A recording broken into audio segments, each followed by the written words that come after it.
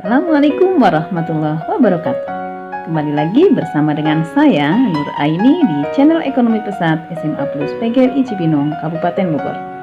Pada kali ini kita akan belajar mengenai pendapatan nasional. Nah, sebelum kita belajar mengenai pendapatan nasional secara jauh, apa saja nanti yang akan kita bahas mengenai pendapatan nasional? Yang pertama adalah pengertian dari pendapatan nasional. Yang kedua, manfaat dalam penghitungan pendapatan nasional. Selanjutnya, komponen-komponen dalam pendapatan nasional, kemudian metode penghitungan pendapatan nasional, dan pendapatan per kapita. Selanjutnya, silakan kalian amati gambar berikut ini. Amplop berisi uang yang merupakan pendapatan seseorang, apakah itu pendapatan? Tentunya kata pendapatan tidak asing di telinga kalian. Begitu juga dengan kata penghasilan. Coba renungkan perbedaan antara penghasilan dan pendapatan. Jika kalian mengalami kesulitan dalam membedakan antara penghasilan dan pendapatan, diskusikan dengan teman sekelas kalian. Dalam percakapan sehari-hari, arti penghasilan dan pendapatan sering disamakan. Padahal dalam ilmu ekonomi, arti penghasilan dan pendapatan itu dibedakan.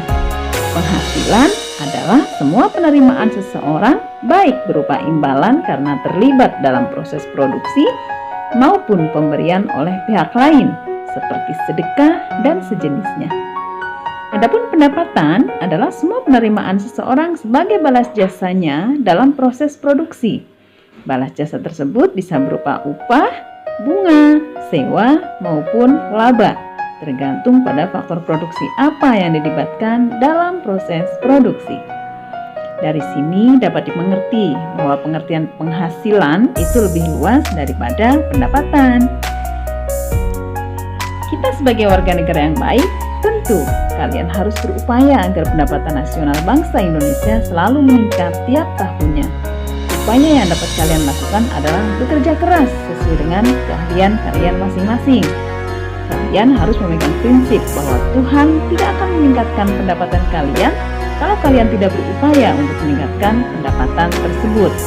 Demikian juga dengan anjuran agama bahwa kalian harus rajin bekerja seolah-olah kalian akan hidup selamanya. Pernahkah kalian mengamati orang berangkat kerja di pagi hari? Setiap orang pada usia produktif akan bekerja untuk memperoleh pendapatan demi memenuhi kebutuhan hidup sehari-hari. Mereka bekerja keras untuk memperoleh pendapatan yang tinggi. Apa yang dimaksud dengan pendapatan? Simak penjelasan berikut ini. Di berbagai media massa sering kalian jumpai istilah Gross National Product atau GNP dan Gross Domestic Product atau GDP.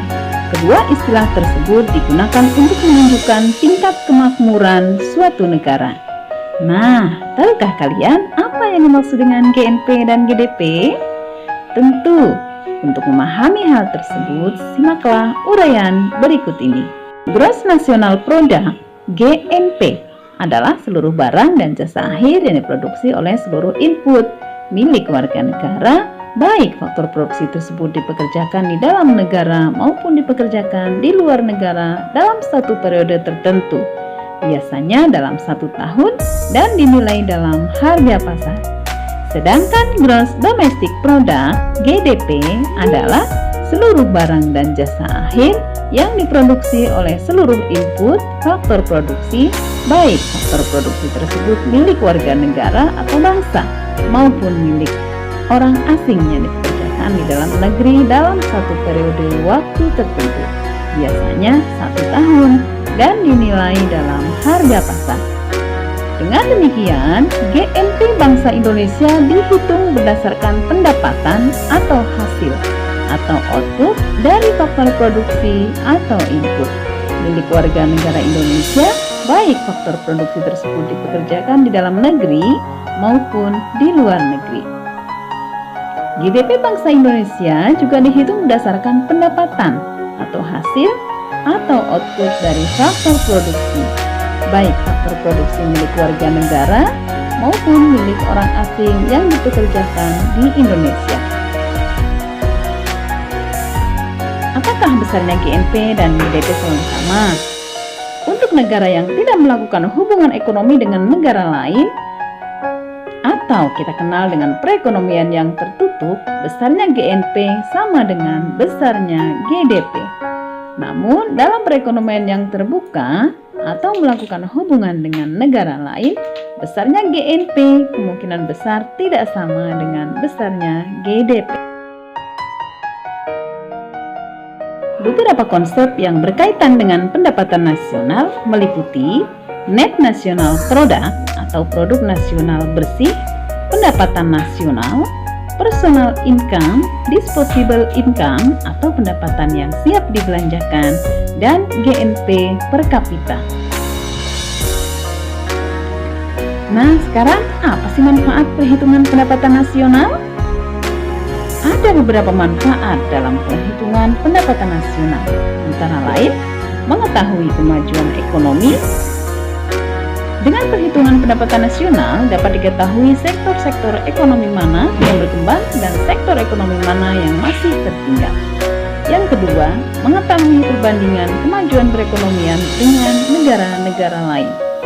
Dengan perbandingan tersebut, pemerintah dapat memacu dalam membangun berbagai sektor ekonomi untuk meningkatkan pendapatan nasionalnya.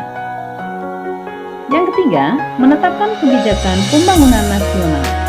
Dengan perhitungan pendapatan nasional, pemerintah dapat mengambil kebijakan ekonomi untuk memperbaiki sektor ekonomi yang tertinggal. Yang keempat, memberikan informasi bagi investor asing. Jika pendapatan nasional suatu negara selalu meningkat, maka para investor asing akan tertarik untuk melakukan investasi. Dan yang kelima, mengetahui tingkat kemakmuran. Jika pendapatan nasional suatu negara tinggi, maka tingkat kemakmuran rakyat juga semakin tinggi.